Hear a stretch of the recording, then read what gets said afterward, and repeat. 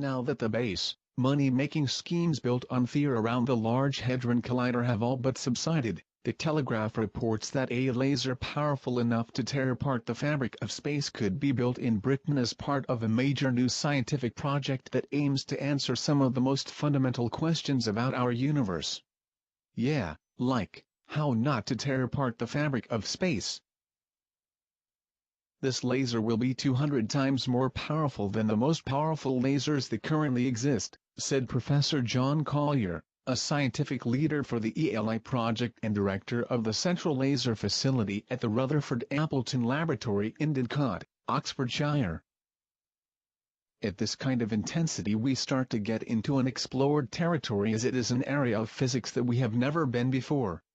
The ELI ultra-high field laser is due to be complete by the end of the decade and will cost an estimated £1 billion and, although the location for the facility will not be decided until next year, the UK is among several European countries in the running to host it.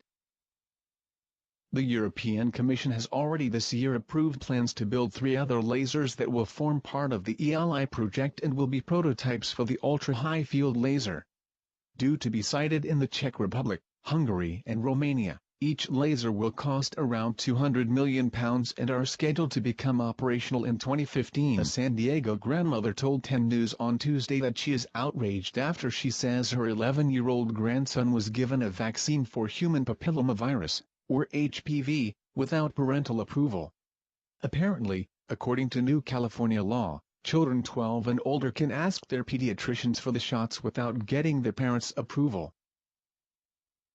The grandmother, Tammie Dennis, also told 10 News that she understands the use of the HPV vaccination in girls but said its effects have not been studied in boys. Construction is underway on 2 tree-covered blocks of flats in Italy dubbed the world's first forest in the sky. Designed by Stefano Boeri, the 27 floors of the Bosco Verticale buildings, which translates as vertical forest, will house 730 trees. The 365-foot and 260-foot towers in Milan will also be home to 5,000 shrubs and 11,000 ground plants. A team of horticulturalists will tend to the trees, the tallest of which will grow to 30 feet. Those behind the project say it will represent the equivalent of 1 hectare of forest, absorb CO2 and provide energy-saving shade to the apartments. The towers will also boast wind, solar and recycling systems. The Federal Communications Commission unanimously adopted a radical changeover to the $4.5 billion Universal Service Fund, created by a fee attached to telephone bills, and will now channel the bulk of subsidies to expand rural broadband use, rather than rural phone service. While updating a Depression-era program for the 21st century seems like a no-brainer, the change is pitting traditional phone service provider AT&T against Comcast, which provides calling services over its broadband network, and is exposing the FCC's perhaps purposeful intellectual confusion over how to regulate communications in the Internet age.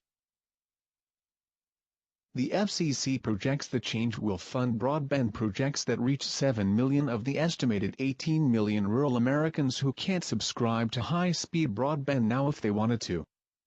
Every day for decades, engineer Phil Pressel would come home from work and be unable to tell his wife what he'd been doing all day.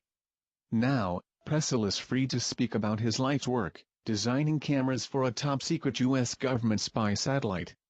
Officially known as the KH-9 Hexagon, engineers called it Big Bird for its massive size. Until the government declassified it last month, Hexagon had been a secret for 46 years. The challenge for this satellite, to design it, was to survey the whole globe, Pressel tells. It was the last film recovery system used for reconnaissance, he says. Each Hexagon satellite launched with 60 miles worth of film and an immensely complicated electromechanical system that controlled the cameras. Once a reel of film was finished, it was loaded into a re-entry pod and sent back to Earth. And then at around 50,000 feet, a parachute would slow it down. An AC-130 airplane caught it in midair over the Pacific, Pressel says. The Arkansas Geological Survey says it is stepping up its monitoring of seismic activity in central Arkansas after dozens of small earthquakes in the region. 6 minor quakes were recorded Friday near Quitman, the latest of more than 50 tremblers in October. The shaking follows more than 1,000 earthquakes centered between Guy and Greenbrier from September 2010 to July of this year, when the Arkansas Oil and Gas Commission ordered 4 gas disposal wells shut down and voted to create a large moratorium area in which no future disposal wells could be drilled. Britain's largest police force is operating covert surveillance technology that can masquerade as a mobile phone network, transmitting a signal that allows authorities to shut off phones remotely, intercept communications and gather data about thousands of users in a targeted area. The surveillance system has been procured by the Metropolitan Police from Leeds-based company Datong plc, which counts the U.S. Secret Service, the Ministry of Defense and regimes in the Middle East among its customers. Strictly classified under government protocol as listed X, it can emit a signal over an area of up to an estimated 10 square kilometers, forcing hundreds of mobile phones per minute to release their unique IMSI and IMEI identity codes, which can be used to track a person's movements in real time. Survival of the Dead, released September 9, 2009. 999, just in case you missed it, is a movie by George Romero and featuring an Alex Jones zombie look-alike that is blown to smithereens on Plum Island. I rented this movie last Halloween, and was very surprised to see the inclusion of the scene, with some very choice words in the script, as well. I tried getting the word out of how interesting this was, at the least, but perhaps there are some here whom are willing to take a look. Be sure to watch at least the first 5 minutes. And, comments, theories all are welcome in the comments section. A stunt? A warning? A warning to Alex? Or just your usual movie magic?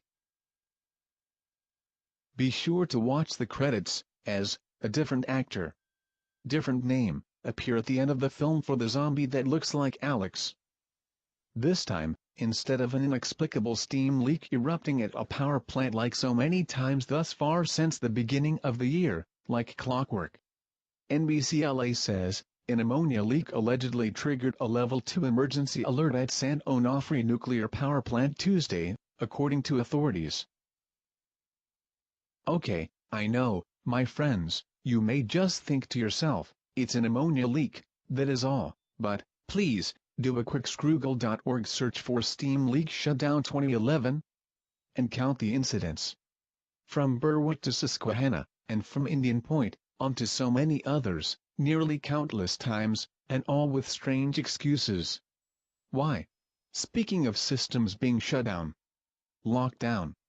In recent weeks, many schools, high schools, lots of schools, have also inexplicably been shut down, locked down for various strange and unusual reasons.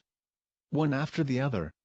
One school, going so far as to lie to their students, telling them there was an intruder when in fact there wasn't, and then they made it appear as if they instead were on a drug search. Nevertheless, initiating this so obviously systematic lockdown. But, again, for why? Is it a general paranoia wrought from indoctrination into the lie that is Al-Qaeda, or is it preparation? Planning? Or simply something else altogether? Why so many schools in such short time frame? Please, do a search for school lockdowns and, again, count the number of incidents. Help us discern the pattern, because, surely this is beyond coincidence. Today, the 2nd of November 2011, another school, this one in Delaware, went under lockdown because there was, and I quote, a man with a gun in a nearby development.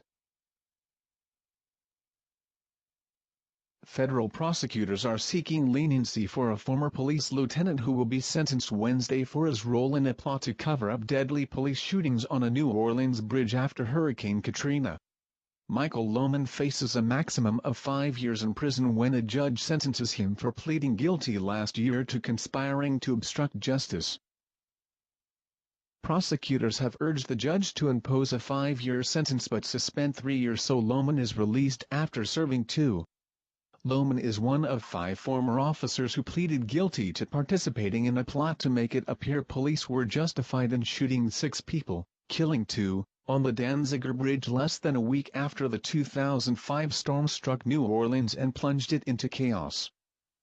A Chilliwack man who rushed from his office to rescue survivors in last week's plane crash in Richmond, BC, said he didn't think about what he was doing when he stepped into a burning plane.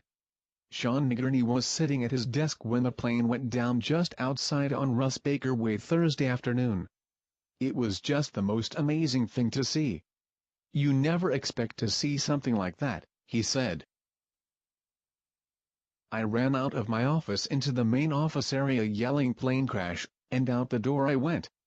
Nigurney said he ran towards the crash site, and saw other people already helping to extract the injured passengers. He said a couple of people were using fire extinguishers to help fight the spreading fire. When Nigurney got up close to the wreckage, he saw one of the passengers, walking out of the plane on his own, and people rushed to help him. Then, Nigurney rushed in himself. Like something out of a sci-fi thriller script, elite-controlled Reuters, Microsoft and the Huffington Post bring us this article that goes on to say, Microsoft Corporation said hackers exploited a previously unknown bug in its Windows operating system to infect computers with the Duku virus, which some security experts say could be the next big cyber threat. We are working diligently to address this issue and will release a security update for customers, Microsoft said on Tuesday in a short statement. News of Duku surfaced in October when security software maker Symantec Corporation said it had found a mysterious computer virus that contained code similar to Stuxnet.